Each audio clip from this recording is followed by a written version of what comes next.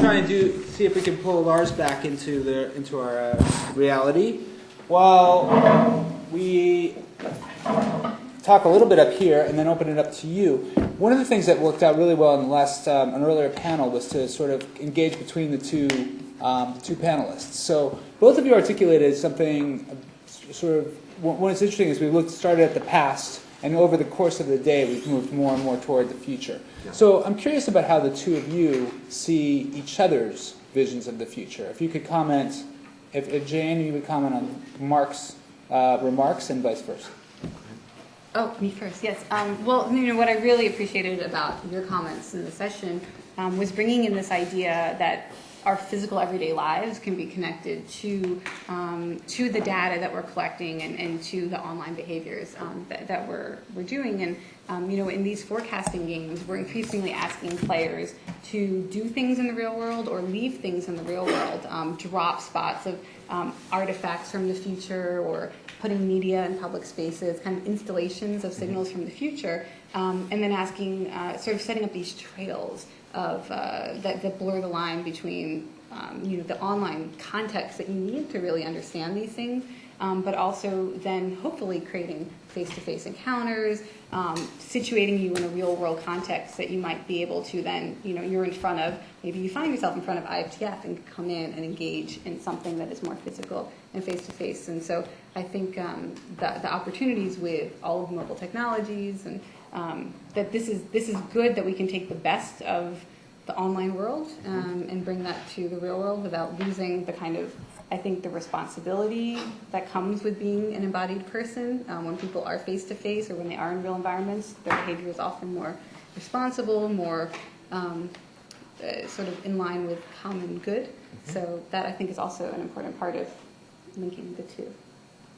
Excellent. Good, okay. Mark? So I think there's a theme that actually unifies all three of the talks, and it is about the changing nature of sort of speech and writing. Right? So if you think about what it means to produce text or photo or video, and Google Wave and the massive games that Jane works on and the stuff that I showed about tag maps and sort of understanding Web 4, is that it goes back to the very beginning of the day today when we talk about the Roman Forum. Right? And so a physical place where people can actually come together and they would talk. What we now have is the ability for massive numbers of people, and I'm thinking of your own work too, and what you did with massive distributed control of the camera as well. New ways for people to communicate at very, very large scales, and in fact to do that not just with each other but in the world. So exactly, leaving traces in physical space, communicating into the future, into the past, communicating to a space, to a time, to a set of people. So the destinations of our messages have traditionally been a time cue that then goes into a given set of person or persons. But now we're able to effectively write and speak to the world and to each other. And so that opens up a new space for play. And so responding to more directly to what you showed, I think what we're emerging into and why I'm optimistic about the future of the forum is the ability for us to take what we've learned in game and play studies and technology, and of course it's as big or bigger of an industry than the film industry now. And we look at things like Louis van On's ESP game, or what Dennis Crowley is now doing with Foursquare, right, was mentioned earlier. So game dynamics are amazingly powerful to incent and engage people to do behaviors that provide positive social results or positive economic results. When we were doing Yahoo Answers, for example, one of the big questions was to incent people with money or not. We said no, actually do it with social incentives. So I think in Jane's work, what you're seeing is that the games aren't just about playing games, but they're modes of being able to engage large numbers of people to get work done, which you were talking about. And what I think we're going to see is that the number of people that can play together and the spaces that they can play in are going to proliferate massively. So that one of my thoughts about Google Earth when it first came out was that, oh, they're making a game board. Right? They're creating a digital space for the largest massively multiplayer game that ever existed. And in a way, I think that's where we're heading, to where the map is the territory. Right? That we're being able to connect all of our activity and game and messaging and play together at the scale of the planet. And what makes me optimistic about that scale of forum and the playfulness and the openness of it is that it helps us solve real problems that we're facing. Finally, to tag onto that, is I think one thing implicit in what Jane and I were both talking about is that if you're going to make the future, it is also about creating the kind of regulatory and intellectual property structures to make it possible. And that came out earlier in the day as well about ownership of data, how commerce actually works. So the play of the forum isn't independent of commerce, legal, policy, and other types of issues. And so I know in your own work, you've really kind of confronted this issue and that you've worked both in academia and in industry to do this type of work. So I think when we're talking about games and play, what I appreciate very much in what you've done is that you've created a space to do this that exists in that kind of intersection of commerce and academia. Great. Okay. One of the things you mentioned, just the idea of solving real problems. Both of you mentioned this, and Phil Bronstein mentioned to me earlier that he was remarking on the idea that that social media had actually helped very recently in apprehending the suspect who had allegedly killed 4 police officers in Seattle. Mm-hmm. So these are the kind of problems that may be solvable. Can you talk about any other kinds of problems that you think might be solvable? Yeah, I mean, for me, the issue of engagement, apathy, I mentioned that term super empowered, hopeful individual. Mm-hmm. Once you can get people to believe that there are meaningful actions that they can take, then it's sort of a snowball effect. And so a lot of the projects we're working on now, including the secret one that I showed you, is about shifting people's beliefs about themselves and what they're capable of, which is why connecting online gameplay with real-world missions is so important. So, for example, in that secret project, we're looking at food security as a big issue. And in sort of a game world, you might have famine in a major city, say Tokyo. And there could be a big story about that and a big sort of social innovation, social entrepreneurial solutions to it. But then you might also challenge players to increase the food security of one person that they know in their real life that week and to report back with social media. And it sort of scales down big world challenges to my life, what I can do, and then if you can get 10,000 people, 100,000 people, 1 million people tackling these game challenges each week, it does sort of have that snowball effect, and then they'll be more willing and more likely to act in whatever challenges their communities are facing. So that's the sort of granularity of problem solving that I think it's good to try now. Very personal, very local, and documentable through social media to inspire others and help people take credit for what they're doing. I think the most powerful effects are the ones that connect personal, social, and global levels. But so Jane was talking articulately very much about this question of how do you modify human behavior through game dynamics. Mm-hmm. BJ Fogg's work on captology is very related to this, behavioral economics, and the work that's been done there as well. So I think that health and the environment are two of the big areas that people are starting to really think seriously about the application of game dynamics and behavior modification. And the reason this matters, and this Judith I think spoke to this really well earlier in the day, is that so much of what we do is in the impact of it and the fact that other people are doing it is invisible to us. And so what social technologies and what Web 4 technology, especially by connecting with the physical world, is that whether I eat or run or litter or all my behaviors in my life, to the extent you have the privacy and social architectures to expose that information, I can then compare what I do to what millions of people do, or to what the 10 people I trust do, or the 1,000 people I trust do. So the kind of fragmentation and isolation of the going alone argument that modern life is really very isolated, what the future of the forum makes possible is the ability to connect to the behavior of others and get feedback on our own behavior in real time at multiple scales and with the proper kind of incentive and dynamics that will affect what we do and what we choose to do. Yeah, I'd love to add an example to that. This is a project I have no personal connection to, but I've heard about it and was so impressed with the game design. I don't know if any of you have heard of Lost Joules, Joules. It's a game that's coming out for smart meters in our own homes that will tell the internet how much energy we're consuming with our various appliances. They're building a game world where you can bet on other people's energy consumption. So kind of like a prediction market, stock market.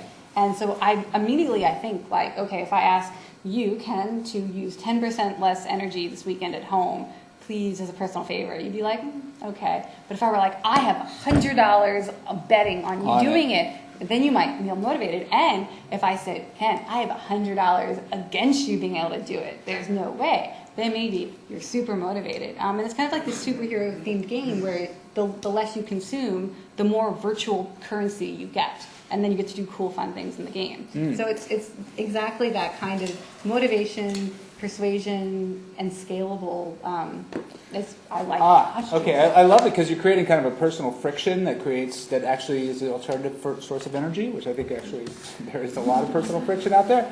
But you guys mentioned global and super empowered, hopeful individuals. So fortunately, we have one of those right behind me. Lars, can you hear us? You got it. Is it plugged in?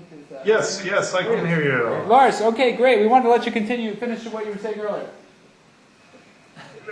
What was I saying earlier? I think you were describing Google Wave, but you can pick up on anything else you want to talk about. We're talking about the idea of, let me ask you this question, which is, how is play, how can Google Wave be used in a form of play? Yes.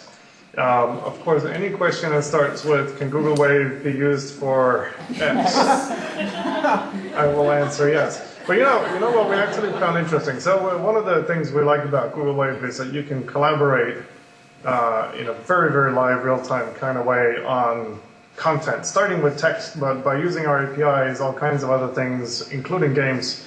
And we actually found, here's an interesting little twist, that at first we let people type inside the same document, but then by putting a little colorful tag with the name of the other person who was typing, where that other person's caret was, it made this enormous and slightly unexpected difference, making it really a lot of fun. Sort of like game-like to actually collaborate. We tried it with kids. We invited a group of 13, 14, 15-year-old kids to our office very, very early on, and we gave them these creative writing assignments. We made them pretend they had a vacation in America, and 5 of them got together to write their story. And they just had a ball. I've never seen kids have so much fun writing stuff, exactly because they could see where each other were writing, and in the beginning they tried to kind of compete with each other where to put the content. And it just makes it a lot more fun. And then, of course, we try to put out these APIs where people can put different types of content inside waves. Some of them actual explicit games, like Sudoku is one of my favorites, but a lot of it just to make the content richer and more, well, playful, if you like. It's fascinating because we've had a similar experience when we worked with when I worked with Judith and actually with Jane on a project we called Teleactor. And students got frustrated, they kind of played with a certain amount, but as soon as we introduced a scoring metric, it suddenly went ballistic. And the same thing we're actually doing with Opinion Space that I described earlier. There's now a scoring metric that engages you, and you get points for rating the other people's comments and how well they rate your comments, etc. So it's a very powerful incentive for creating action, the same way that Lars is saying. So I'm very interested in this idea that it can be used constructively. There's a kind of utility around play, but what about the other side, which is sort of the pleasure of play? Can all of you address that? Well, yeah, I'm happy to talk about pleasure anytime. Good, because I smell some food out there in the hallway, so I figure we have to... Well, I mean, I tried to share that in the Yoda example, right? So one of the great pleasures of the forum and what's happening in Web4 technologies is the discovery of the unexpected, the sense of delight, and especially delight that comes from sources that you wouldn't be able to have before. Right? So we're used to being able to have pleasure at the scale of personal relationships or a small group of people. But in a way, what is opening up is the possibility of pleasures, again, at very, very large scales. Right? And so if we can share with each other at the scale of hundreds of millions of people and help us discover what is worth attending to in the world, I mean, this is why I found Flickr interestingness so interesting, right? Because billions of photographs, and an algorithm that looks at how people attend to and tag and share the information, which then provides delightful, interesting photos without any human editor really involved. Mm-hmm. So I think in the space of play and delight and pleasure, it's the most precious thing we have, and this was mentioned earlier, is our attention. Right? So I think that a lot of pleasure comes from being able to be provided with unexpected, delightful things to attend to, and in a way that is very effortless and seamless in our daily lives. So again, what Dennis is doing in Foursquare is so interesting is that using game dynamics to incent the creation of a data set which allows discovery and serendipity to occur in the physical world. That's what we did with tag maps as well. How can you create new types of data that elucidate and sort of illuminate what is worth our attention, and to do that in a way that improves human pleasure and human functioning? Yeah, you know, I think a lot about positive emotions and how they're provoked by games. And in fact, the entire game industry thinks a lot about how to provoke positive emotions. One of the big game emotions is optimism. Every game is designed for you to get better at it. That's the whole point of a game. If games were too hard, nobody would play them. And any gamer reasonably expects to be able to eventually overcome the challenges of the game. There's a very distinct pleasure when you sit down to play a game of having your optimism provoked.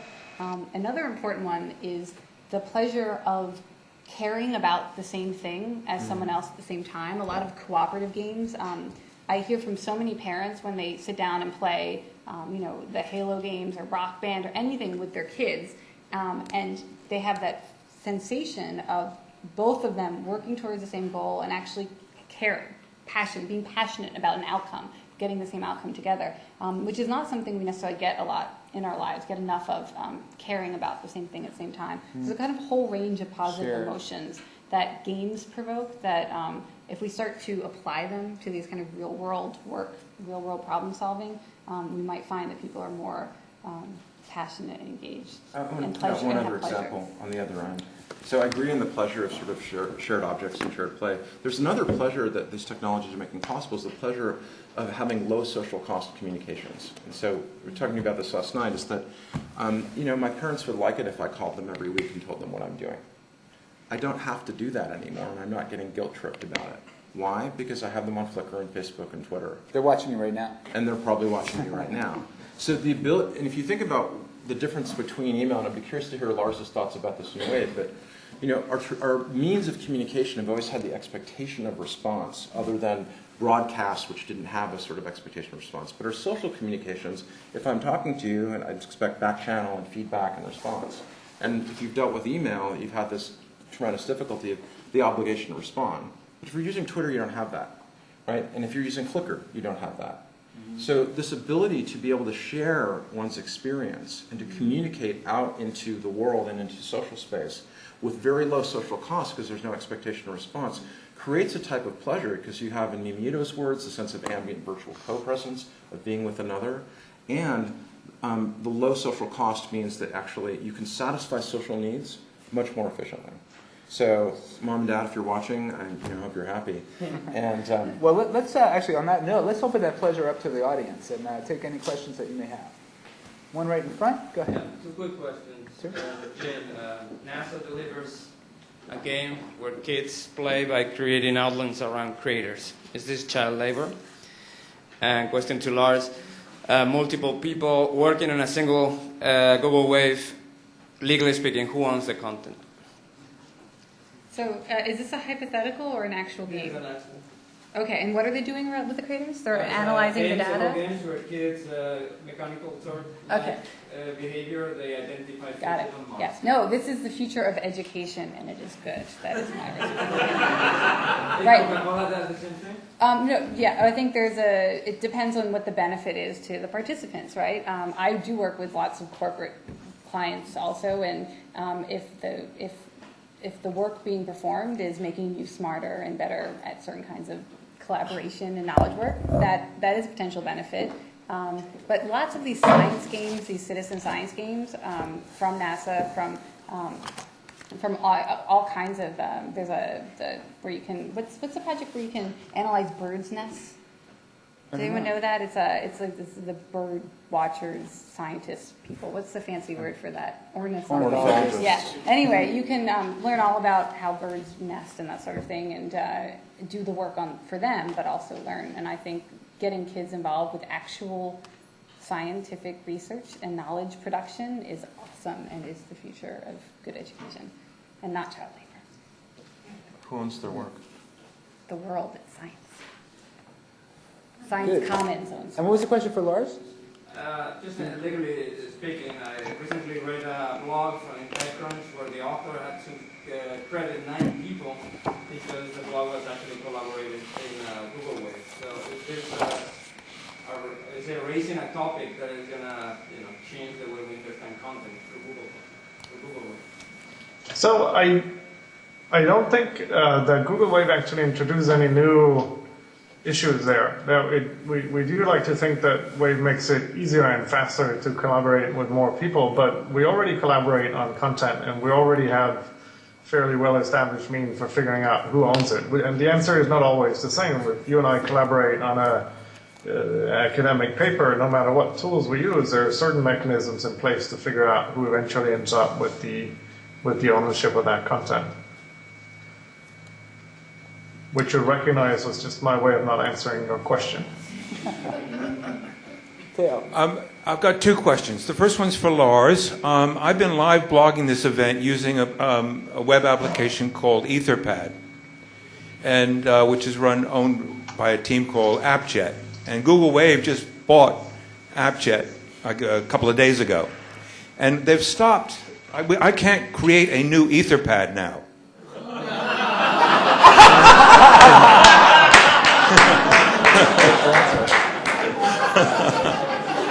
I guess that answers that. Next question. Okay. He's coming back. Well, there he is, yeah.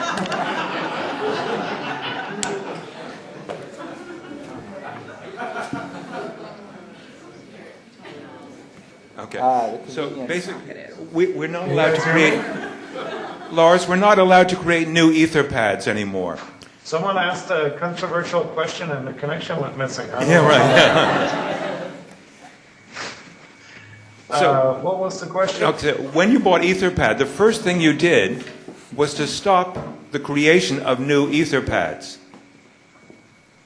So I can't create a new document on this company using the software from this company you just bought. And I'm sure you have a good reason, but I just would like to register my protest against this wonderful program that you're stopping, reducing the functionality the moment Google bought it. Well, we're not going to do that. We changed our mind. We're gonna turn it back on Monday. Yay! All right. You heard it here. But I've now got another Sorry question. about that. Great. I have rarely felt so stupid as when we did that, and it's a good thing. Lots of other people registered their protest before you, and in fact, while I was offline, I was furiously talking to the Etherpad guys about how we can best and fastest rectify it. And so we're actually using Wave right now to author a blog post that hopefully will go live later today about how we changed our mind and how sorry we are. Wonderful news. But you can take credit for it if you want. Okay. Can do. But look, I don't know what we were thinking, frankly. I mean, we bought those guys because it's an awesome thing they built, and we want the awesomeness of Etherpad to be part of Wave, of course. And we just figured the fastest way to do that would be to relieve them of the responsibility to maintain their existing thing. And lo and behold, the users who use it and love it were upset with us. In hindsight, pretty obvious. And so we're going to keep running it. We're also probably, I'm not promising that, but we're probably going to actually open source all of their code so that other people can also keep running it. Wow. But then primarily we'd like Wave, of course, to adopt all of the nice features of Etherpad. And we're also going to try, hopefully, again, I'm not making any promises here, but the Wave has this federation protocol. And it would be an interesting thing if we and the open source community could turn Etherpad into another way of doing Wave using the federation protocol. It might actually be good for a whole bunch of reasons. But you'll be able to continue using it for as long as you want. Okay, we have time for probably one more question. Teo, can you do it really quickly? Yes. In the gaming industry, going back to that, Northern California has beaten Southern California in terms of music. We're in the process of the tools defeating content in terms of the video and movie industry. Now, what about the game industry? Who's going to win, Northern California or Southern California? I love that question. Well, we do have GDC, the Annual Game Developers Conference here in Northern California. They have more game design programs down in Southern California, so maybe we could win the battle by bulking up the Center for New Medias. The games are moving to the internet. Yes, good point. Also on our side. I'm optimistic. I'm not moving to Southern California, so Good. I'm optimistic.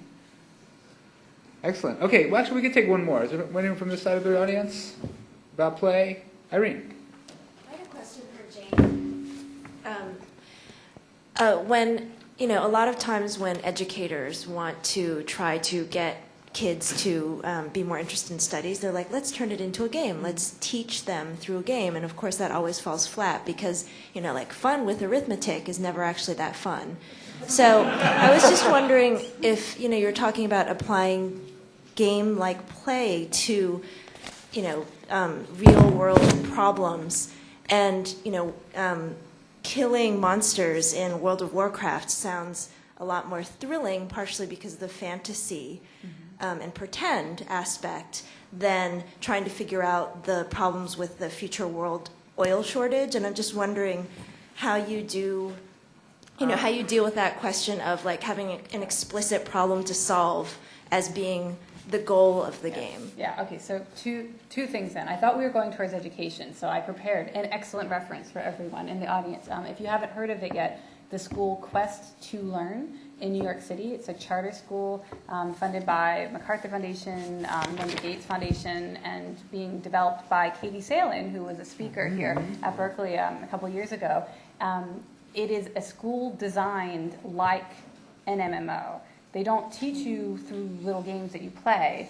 The whole school, how you get, instead of getting grades, you level up. Instead of having subjects, you have these missions that you have to complete. And there's all kinds of lesson plans on their websites. If you're interested in how you could, instead of making little educational games, actually turning education into an engaging game, that website has a lot of information. In terms of how you make serious things fun, actually, this is a great question because my husband, Kiyesh Mansef, is here in the audience. He does a lot of the storytelling media for these games.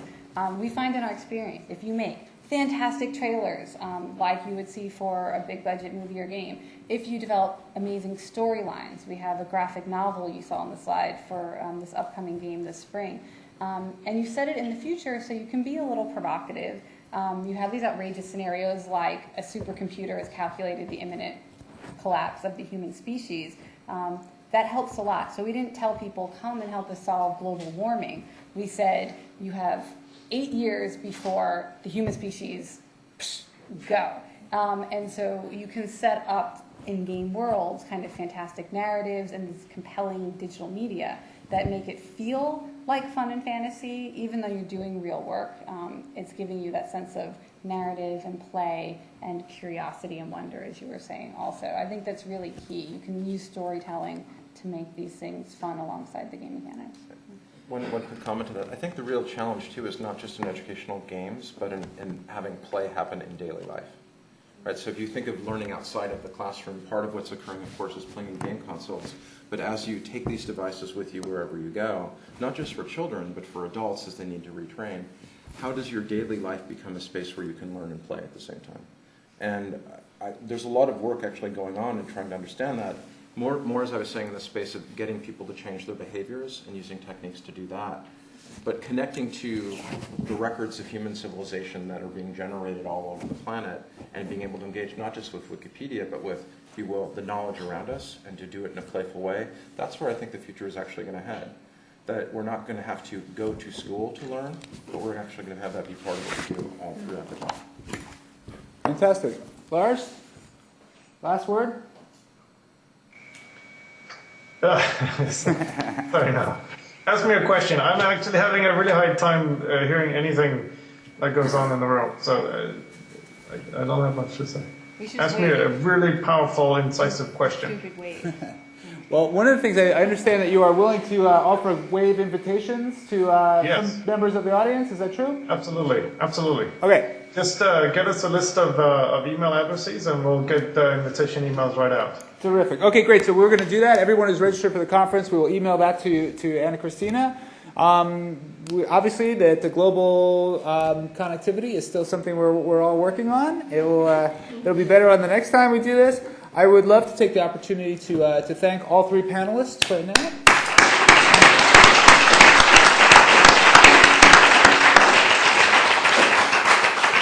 It's late in the day. It's been a long day. I was asked to do a short sort of wrap-up of everything we've talked about, and I have a microscopic notes that I can barely read. I think the idea that we've started with was identifying the public as a concept that is in opposition to the private. We talked about the idea of the phantom of the public and the idea of making that it's abstract and making it more visible with the notion of the sphere, the public sphere.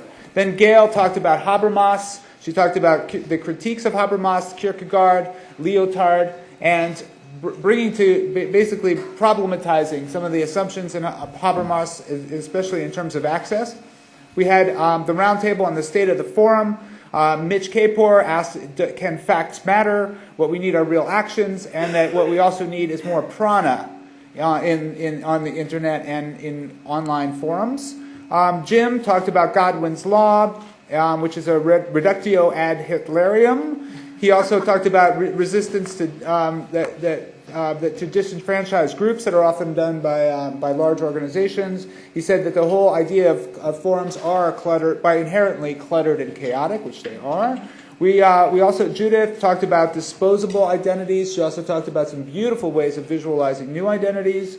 Jimmy Wales wonderfully talked about anonymity and how its role was not a problem for Wikipedia, but that he sees himself as a carpenter rather than an architect. I love that analogy. Howard Rheingold, of course, is really a founding father in this field of looking at smart mobs and virtual communities. He talked about media literacy and the need that this is a very important need for our youth. And we also took a very interesting set of questions, orality versus textuality from Cecil, that generated a lot of discussions. And then we had a panel on critical perspectives. We had Hubert Dreyfus talking about the issues about risk in context of Kierkegaard. We had Chris Fallon who talked about Move On and Brave New Films, Sheila Murphy talking about LOL theory and forums and how lowbrow culture connects with highbrow culture. Jen Schrady talked about quantitative analysis in ethnography. We had lunch in the breakout sessions, which were,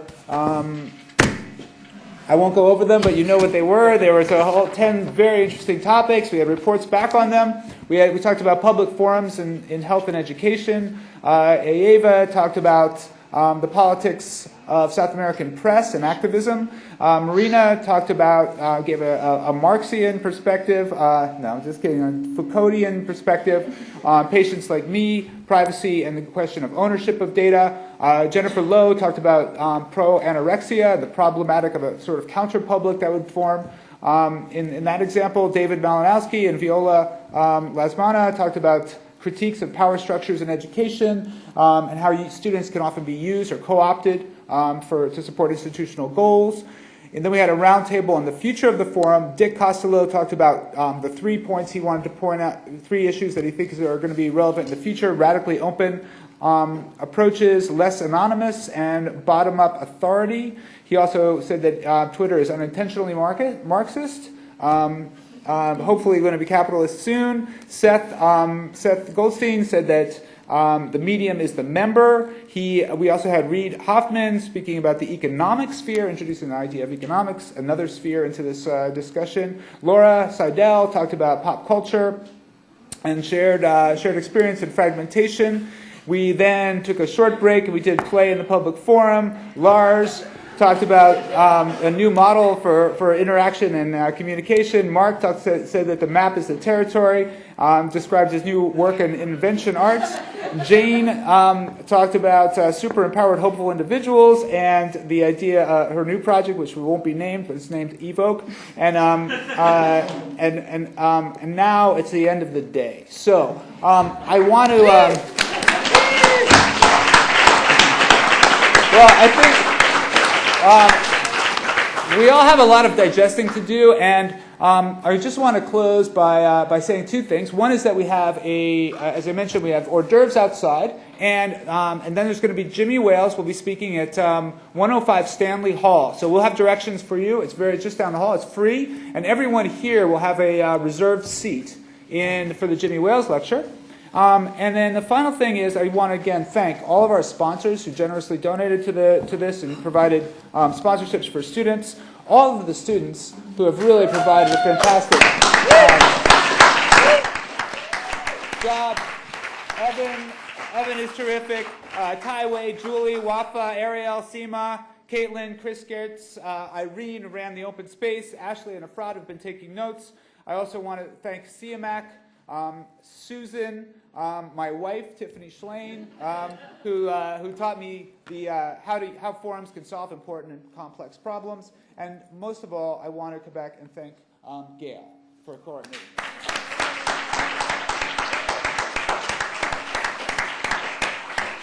So please look online. The whole day will be archived. There'll be lots of information that'll be put up there in the near future, and we hope to see you at the next forum. Thank you. What?